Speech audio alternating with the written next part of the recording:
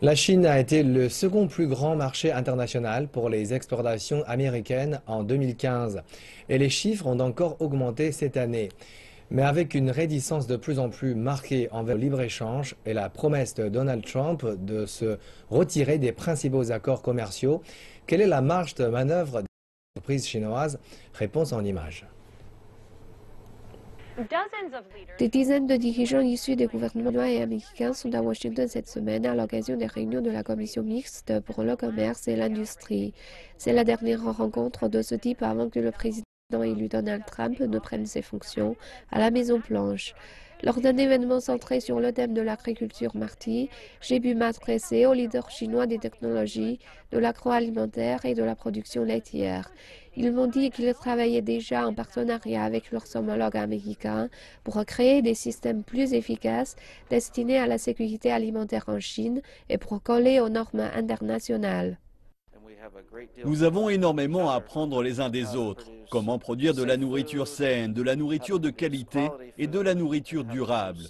Cela bénéficiera au peuple de nos deux pays, mais aussi à la terre entière. En approfondissant notre coopération, nous aurons des résultats plus probants en termes de sécurité alimentaire. C'est fondamental pour le bien-être de nos deux peuples.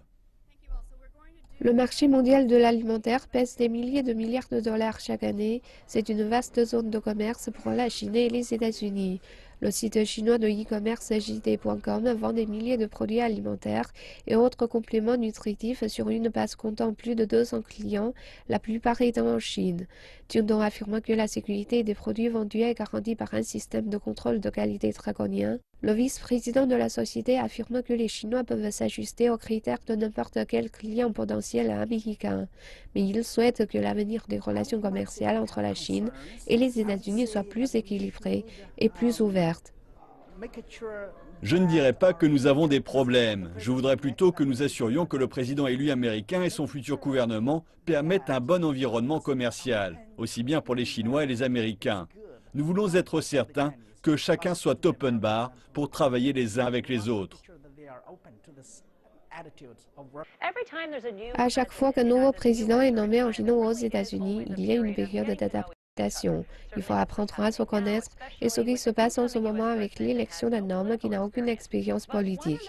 Il y a de plus en plus d'échanges d'homme à homme dans les échanges internationaux entre la Chine et les États-Unis. C'est une preuve de bonne volonté politique de la part des deux nations pour améliorer leurs relations commerciales dans un contexte de partenariat stratégique global.